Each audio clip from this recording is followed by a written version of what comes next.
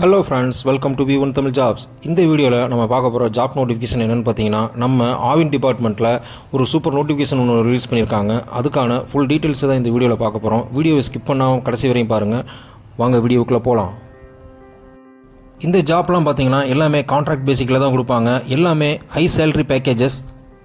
போஸ்டிங்கும் பார்த்தீங்கன்னா எல்லாமே ஆஃபீஸர்ஸ் கிரேடில் இருக்கிறனால ஒரு தடவை நோட்டிஃபிகேஷனை நீங்கள் ஃபுல்லாக ரீட் பண்ணிவிட்டு அதுக்கப்புறமா அப்ளை பண்ணுங்கள். ஃபஸ்ட் போஸ்ட் பார்த்தீங்கன்னா ப்ராஜெக்ட் மேனேஜர், அதாவது டைரி ஆட்டோமேஷனில் ப்ராஜெக்ட் மேனேஜருக்கான போஸ்ட்டு. இது ஒரு நம்பர் கொடுத்துருக்காங்க. இதோட எம்ப்ளாய்மெண்ட் கான்ட்ராக்ட் பேசிக் தான், அதாவது எல்லா ஜாப்ஸுமே கான்ட்ராக்ட் பேசிக் தான். இதோட கன்சல்டேட்டட் பே பார்த்தீங்கன்னா பெர் மந்த்துக்கு 1,50,000 ரூபாயிலிருந்து 2 லட்ச ரூபா வரைக்கும் கிடைக்கும் அப்படின்னு சொல்லியிருக்காங்க. இதுக்கான மினிமம் எக்ஸ்பீரியன்ஸ் வேணும், அதாவது எல்லா ஜாப்புக்காகவும் மினிமம் எக்ஸ்பீரியன்ஸ் கொடுத்துருக்காங்க. இந்த ஜாபுக்கு 5 இயர்ஸ் எக்ஸ்பீரியன்ஸ் வேணும். அதோட மேக்ஸிமம் ஏஜ் பார்த்தீங்கன்னா 45ன்னு கொடுத்துருக்காங்க. அதுக்கு அடுத்த ஜாப் பார்த்தீங்கன்னா மார்க்கெட்டிங் கன்சல்டன்ட். இதுக்கும் சேலரி பார்த்தீங்கன்னா 1,50,000 ரூபாயிலிருந்து 2 லட்ச ரூபா வரைக்கும் கிடைக்கும். இதுக்கு நம்பர் ஆஃப் போஸ்ட் பார்த்தீங்கன்னா ஒரு நம்பர் தான் கொடுத்துருக்காங்க. இதோட மினிமம் எக்ஸ்பீரியன்ஸ் 10 இயர்ஸ் கேட்டிருக்காங்க. இதுக்கான ஏஜ் லிமிட் பார்த்தீங்கன்னா 45 கொடுத்துருக்காங்க. தேர்ட் போஸ்ட் பார்த்தீங்கன்னா லாஜிஸ்டிக் கன்சல்டன்ட். இதுக்கான நம்பர் ஆஃப் போஸ்ட் பார்த்தீங்கன்னா ஒரு நம்பர் கொடுத்துருக்காங்க. இதோட சேலரி 1,20,000 ரூபா. இதுக்கான மினிமம் எக்ஸ்பீரியன்ஸ் 5 இயர்ஸ் கேட்டிருக்காங்க. இதோட மேக்ஸிமம் ஏஜ் லிமிட் பார்த்தீங்கன்னா 45 கொடுத்துருக்காங்க. ஃபோர்த் ஒன் பார்த்தீங்கன்னா கன்சல்டன்ட் ஜாப்பு, அதாவது டிஜிட்டல் டிரான்ஸ்ஃபர்மேஷனில் வர்றது. இதுவும் கான்ட்ராக்ட் பேசிக் தான், ஒரு நம்பர் கொடுத்துருக்காங்க. இதுக்கான சேலரி பார்த்தீங்கன்னா 2 லட்ச ரூபாயிலிருந்து 2,50,000 ரூபா வரைக்கும் சேலரி கிடைக்கும்னு சொல்லியிருக்காங்க. இதோட மினிமம் எக்ஸ்பீரியன்ஸ் மினிமம் 5 இயர்ஸ் கேட்டிருக்காங்க. இதோட ஏஜ் லிமிட்டும் 45 தான். ஃபிஃப்த் ஒன் பார்த்தீங்கன்னா ஃபினான்ஷியல் மேனேஜ்மெண்ட் அனலிஸ்ட்டு. இதுக்கான நம்பர் ஆஃப் போஸ்ட் ஒரு நம்பர் தான் கொடுத்துருக்காங்க. இதுக்கான சேலரி பார்த்தீங்கன்னா 1,50,000 ரூபா கிடைக்குன்னு சொல்லியிருக்காங்க. இதுக்கும் எக்ஸ்பீரியன்ஸ் தேவை. இதுக்கு மினிமம் எக்ஸ்பீரியன்ஸ் 5 இயர்ஸ் கேட்டிருக்காங்க. இதோட ஏஜ் லிமிட் பார்த்தீங்கன்னா 45 இயர்ஸ் கேட்டிருக்காங்க. சிக்ஸ்த்து ஒன்று பார்த்தீங்கன்னா அப்ளிகேஷன் டெவலப்பர். இதுக்கான சேலரி பார்த்தீங்கன்னா 1 லட்ச ரூபா சொல்லியிருக்காங்க. இதுக்கான மினிமம் எக்ஸ்பீரியன்ஸும் 5 இயர்ஸ் கேட்டிருக்காங்க. இதோட மேக்ஸிமம் ஏஜ் லிமிட் பார்த்தீங்கன்னா 45 தான் கொடுத்துருக்காங்க. ஃபஸ்ட் போஸ்ட்டு ப்ராஜெக்ட் மேனேஜருக்கான எஜுகேஷனல் குவாலிஃபிகேஷன் பார்த்தீங்கன்னா BE, BTech, ME, MTechல EEE mechanical instrumentation and control டிபார்ட்மெண்ட்டில் ரெகனைஸ்டு யூனிவர்சிட்டியில் நீங்கள் டிகிரி கம்ப்ளீட் பண்ணியிருக்கணும். இந்த ஜாபுக்கு மினிமம் 5 இயர்ஸ் எக்ஸ்பீரியன்ஸ் இருக்கணும், அதாவது டைரி டிபார்ட்மெண்ட், இண்டஸ்ட்ரியல் ஆட்டோமேஷனில், இல்லைனா லீடிங் மேனுஃபேக்சரிங் கம்பெனிஸில், இல்லை ப்ராசஸிங் கம்பெனியில் ஏதாவது 5 இயர்ஸ் எக்ஸ்பீரியன்ஸ் கேட்டிருக்காங்க. அதுவும் டைரி டிபார்ட்மெண்ட்டில் இருந்துச்சுன்னா உங்களுக்கு அதை அட்வான்டேஜாக எடுத்துக்குவாங்க. இந்த ஜாபுக்கான டியூட்டிஸ் அண்ட் ரெஸ்பான்சிபிலிட்டிஸை தெளிவாக கொடுத்துருக்காங்க. அடுத்த ஜாப் பார்த்தீங்கன்னா மார்க்கெட்டிங் கன்சல்டன்ட். இதுக்கான எஜுகேஷனல் குவாலிஃபிகேஷன் பார்த்தீங்கன்னா ரெஜிஸ்டர்டு யூனிவர்சிட்டியில் நீங்கள் MBA கம்ப்ளீட் பண்ணியிருக்கணும். அது மட்டும் இல்லாமல் minimum 10 years experience sales and மார்க்கெட்டிங்கில் இருக்கணும்னு சொல்லியிருக்காங்க. அந்த ஒர்க் எக்ஸ்பீரியன்ஸ் டைரி இண்டஸ்ட்ரியில் இருந்துச்சுன்னா அதை அட்வான்டேஜாக எடுத்துக்குவேன்னு சொல்லியிருக்காங்க. தேர்ட் போஸ்ட்டுக்கு பார்த்தீங்கன்னா லாஜிஸ்டிக் கன்சல்டன்ட். இதுக்கான எஜுகேஷனல் குவாலிஃபிகேஷன் பார்த்தீங்கன்னா கம்பல்சரி MBA கம்ப்ளீட் பண்ணியிருக்கணும், அதுவும் ஃபுல் டைமாக கம்ப்ளீட் பண்ணியிருக்கணும், கவர்மெண்ட் ரெகனைஸ்டு யூனிவர்சிட்டியில் கம்ப்ளீட் பண்ணியிருக்கணும்னு சொல்லியிருக்காங்க. இந்த ஜாபுக்கும் மினிமம் 5 இயர்ஸ் கேட்டிருக்காங்க. அதுவும் டைரி டிபார்ட்மெண்ட்டில் இருந்துச்சுன்னா அவங்க அட்வான்டேஜாக எடுத்துக்கணும்னு சொல்லியிருக்காங்க. அடுத்த போஸ்ட் பார்த்தீங்கன்னா டிஜிட்டல் டிரான்ஸ்ஃபர்மேஷனுக்கானது. இதுக்கான எஜுகேஷனல் குவாலிஃபிகேஷன் பார்த்தீங்கன்னா BE, BTech, ME, MTech முடிச்சிருக்கணும். கவர்மெண்ட் ரெகனைஸ்டு யூனிவர்சிட்டியில் கம்ப்யூட்டர் சயின்ஸ் இன்ஃபர்மேஷன் டெக்னாலஜி இந்த டிபார்ட்மெண்ட்டில் நீங்கள் இன்ஜினியரிங் கம்ப்ளீட் பண்ணியிருக்கணும். இந்த ஜாபுக்கு மினிமம் 5 இயர்ஸ் கேட்டிருக்காங்க. அதுவும் ஏதாவது ஒரு ரிப்பீட்டட் கம்பெனியில் ERP ஸ்பெஷலிஸ்ட்டாக இருந்தால் அதை அட்வான்டேஜாக எடுத்துக்குவோம்னு சொல்லியிருக்காங்க.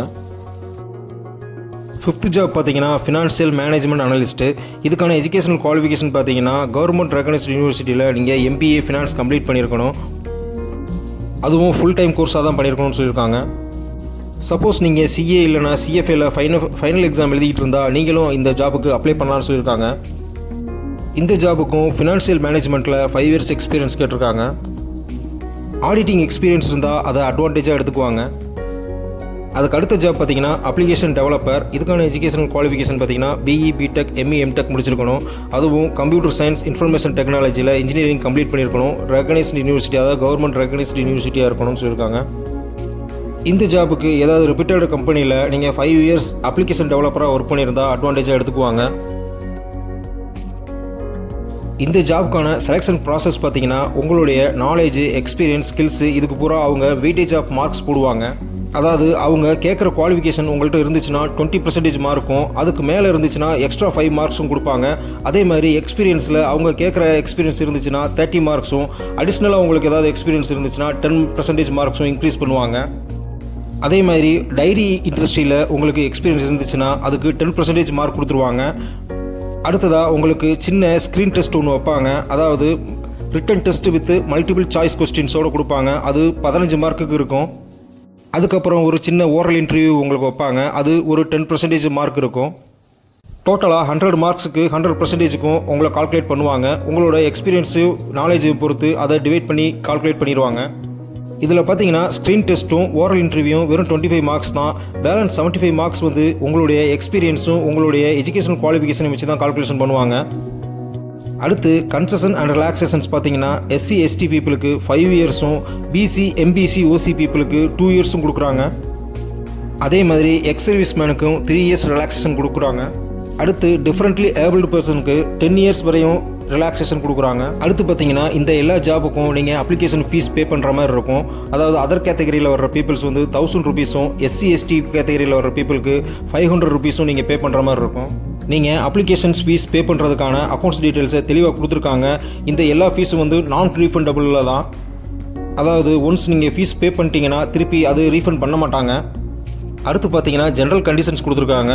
நீங்கள் அவங்களோட வெப்சைட்டில் அப்ளிகேஷன் ஃபார்மை டவுன்லோட் பண்ணி அதை ஃபுல்லாக ஃபில் பண்ணி அவங்க கொடுத்துருக்க அட்ரஸ்க்கு ரெஜிஸ்டர் போஸ்ட்டோ இல்லை ஸ்பீட் போஸ்ட்டோ அனுப்பணும்னு சொல்லியிருக்காங்க.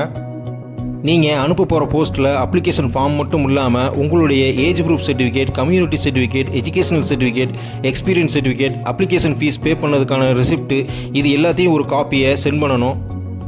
எக்ஸ் சர்வீஸ் மேனாக இருந்தால் அதுக்கான சர்டிஃபிகேட், பிடியாக இருந்தால் அதுக்கான சர்டிஃபிகேட்ஸ், சப்போஸ் நீங்கள் ரெஃபரன்ஸ் யாராவது கொடுத்துருந்தீங்கன்னா அவங்களோட கான்டாக்ட் நம்பர், இமெயில் ஐடி எல்லாத்தையுமே இந்த டீட்டெயில்ஸ் கொடுக்கணும்னு சொல்லியிருக்காங்க.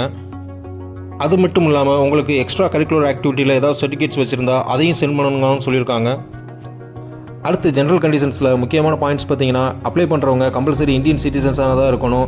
அதுக்கப்புறம் இதோட கான்ட்ராக்ட் பீரியட் வந்து 1 இயர் தான். அதுக்கப்புறம் ஃபர்தராக அவங்க எக்ஸ்டென்ஷன் பண்ணுவாங்க. அடுத்து பார்த்தீங்கன்னா முழுசாக ஃபில் பண்ணாத அப்ளிகேஷனையும் இல்லை அவங்க கேட்டிருக்க ரிலவெண்ட் டாக்குமெண்ட் இல்லாத அப்ளிகேஷன்ஸையும் ரிஜெக்ட் பண்ணுறதுக்கு அவங்களுக்கு ரைட்ஸ் இருக்குன்னு சொல்லியிருக்காங்க. இந்த வேகன்சிஸ்க்கான நோட்டிஃபிகேஷன் லிங்க்கு, வெப்சைட் அட்ரஸ் எல்லாத்தையும் டிஸ்கிரிப்ஷன் பாக்ஸில் கொடுத்துருக்கேன். நீங்கள் இந்த ஜாப்புக்கு அப்ளை பண்ணுறதுக்கு முன்னாடி நோட்டிஃபிகேஷனை ஒரு தடவை ஃபுல்லாக ரீட் பண்ணிடுங்க. சப்போஸ் இந்த நோட்டிஃபிகேஷன் உங்கள் ஃப்ரெண்ட்ஸ்க்கும் யூஸ்ஃபுல்லாக இருக்கலாம். ஸோ அவங்களுக்கும் இந்த வீடியோவை சென்ட் பண்ணுங்கள். மறக்காமல் இந்த V1 தமிழ் ஜாப்ஸ் யூடியூப் சேனலை சப்ஸ்கிரைப் பண்ணிக்கோங்க. லைக் பண்ணுங்கள், ஷேர் பண்ணுங்கள், கமெண்ட் பண்ணுங்கள். உங்கள் ஃப்ரெண்ட்ஸ்க்கும் இதை ஷேர் பண்ணுங்கள். Thank you friends. All the best.